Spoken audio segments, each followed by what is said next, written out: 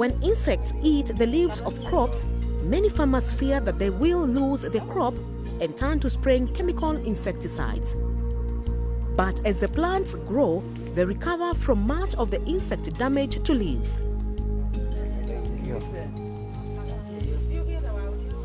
Some insect pests cause panic, not just for farmers, but also for governments.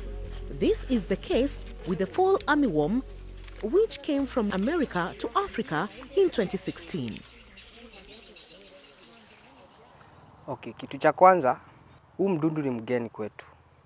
Hapa kwetu Embu na tena Kenya, in Africa. This pest is new in Kenya and in Africa. The pest was not attacking our crops before, and therefore farmers are running to the government for help. Pia wao wamekimbilia serikali iweze kuwasaidia. There's heightened concerns that they could spread and how to into stop Kenya. the crop pest from spreading. Frontline in the battle against an armyworm invasion. Some governments started giving away pesticides to farmers. Others organized spraying campaigns to control the fall armyworm. But pesticides are expensive and affect people's health. And because fall armyworms hide deep inside the maize wall, pesticides cannot easily kill them. As a government, we are going to subsidize when it comes to the pests, to the pesticides. Na menya overwa kehunyo mosire ndawa. When farmers got to know about this caterpillar, they started spraying chemicals. But those who sprayed did not harvest much, and the caterpillars did not disappear.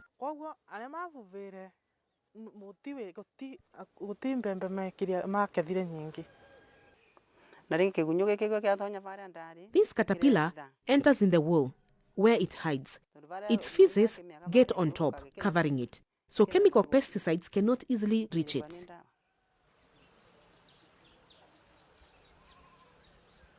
In this video, we will learn how the fall armyworm lives and how we can easily kill it by hand. Fall armyworms prefer to eat the leaves of maize, but they can also live on sorghum and many other plants. They differ from other pests like stem borers. Fall armyworm wanakula wanaweka mashimo huko kwa majani. Stem borers feed in the stalk, making it hollow from the inside. But fall armyworms eat windows in the leaves and finally eat very big holes in the leaves. When the maize plant is attacked by fall armyworm, on the surface of the leaf, there are feces of the fall armyworm which appear on the surface of the leaf. Also, this fall armyworm, it makes some holes on the leaves, on the surface of the leaf. Now, let's take a closer look at how fall armyworms live. Fall armyworms come from eggs which are laid by a moth. A fall armyworm moth can fly long distances. A moth lays bunches of up to 200 eggs on the leaves. Egg masses can be as big as your thumbnail and are covered with fluffy whitish hairs. 3 days after the eggs are laid, little armyworms hatch from the eggs. As they scratch the leaves with their mouths, they make little windows. You may see some young armyworms hanging from silken threads. They actually spin these threads so the wind will take them to neighboring maize plants. Within 5 days after hatching, the young armyworms move inside the leaf wool. As they grow larger, they chew ragged holes in the new leaves. But when you open a wool, you may find only one armyworm as they eat each other to reduce competition for food.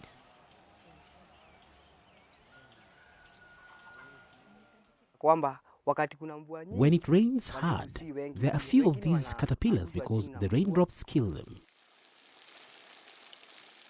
Heavy rain will also drown armyworms hiding in the wall.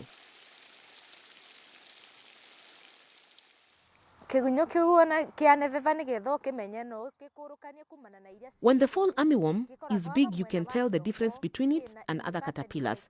It has an upside-down Y on its head. You can also check the rear side. It has 4 dots that form a square.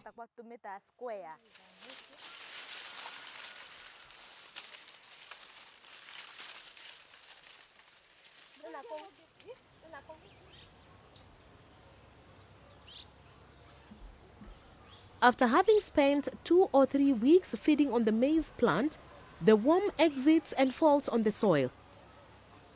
It burrows less than a finger deep in the soil. There, the armyworm covers itself with a dark brown cocoon.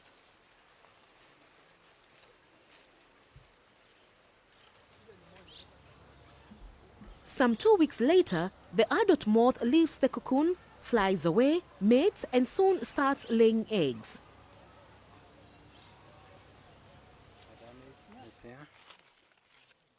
As the maize grows older, most plants easily recover from the leaf damage and will still grow a nice big ear of maize.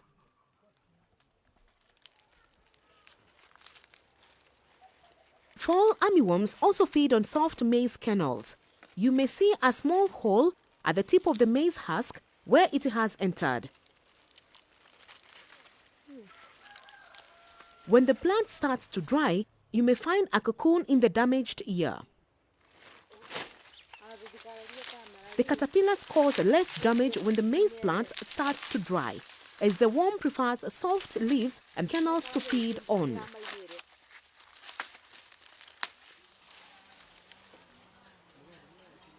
Now that we know that fall armyworms are most dangerous when the maize is young, we understand why it is crucial to regularly check our fields and take action.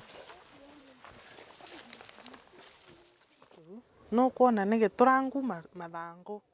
will see the windowing of the leaves by this armyworm and also see feces on the top of the leaves.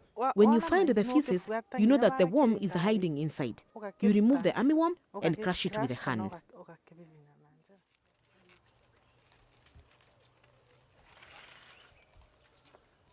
Better even is to destroy the egg masses before the armyworms hatch and cause damage.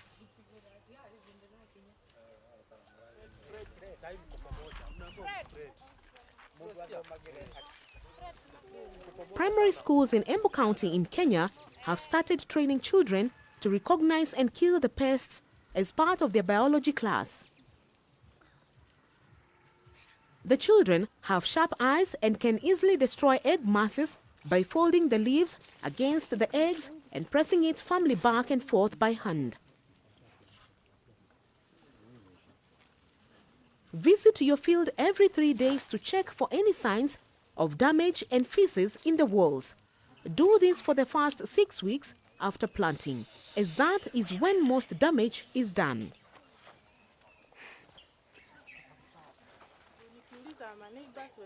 Entire communities in Embu County have also mobilized unemployed youth to scout farmers' fields.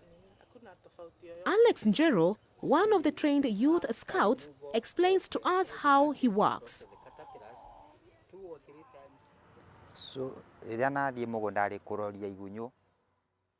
I visit 2 farmers per day to scout for the armyworms, and in a week, I visit 6 farmers.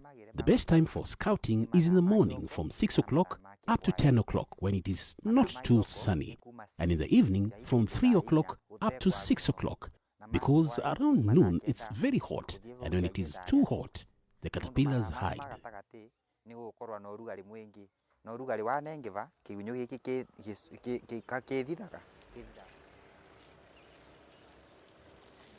As the tiny armyworms may have already moved to the wall and be difficult to collect, Caroline uses a simple method to kill them.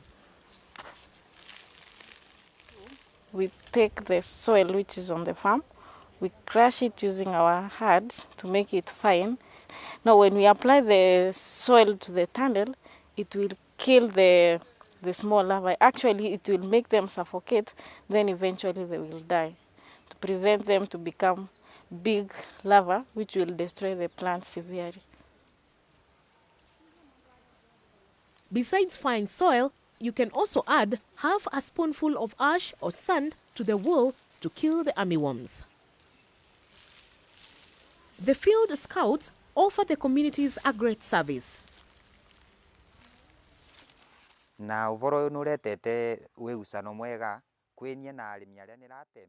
This has brought about a good relationship between me and the farmers that I visit, as they get more knowledge on how to get rid of the armyworms.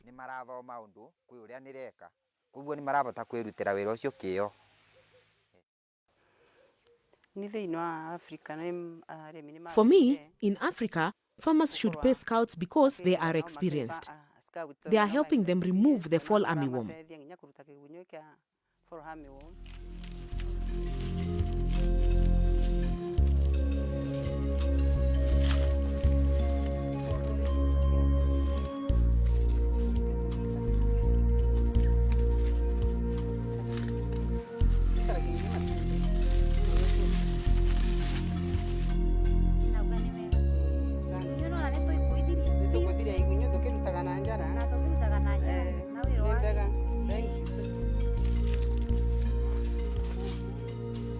So what have we learned? Fall armyworms prefer maize but can live on many different plants. During her lifetime, a single moth can lay hundreds of eggs. 5 days after eggs have hatched, the young armyworms move into the woods where they feed on the new leaves. Spraying pesticides is expensive and usually cannot control these pests. Visit your field twice a week for the first 6 weeks and kill any egg masses and young armyworms by hand. You can also drop a bit of soil or ash into the walls of infected plants.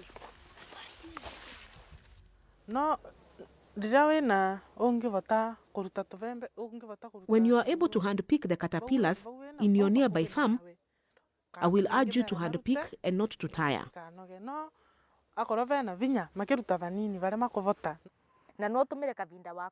The method can be used anytime, whether you have money or not.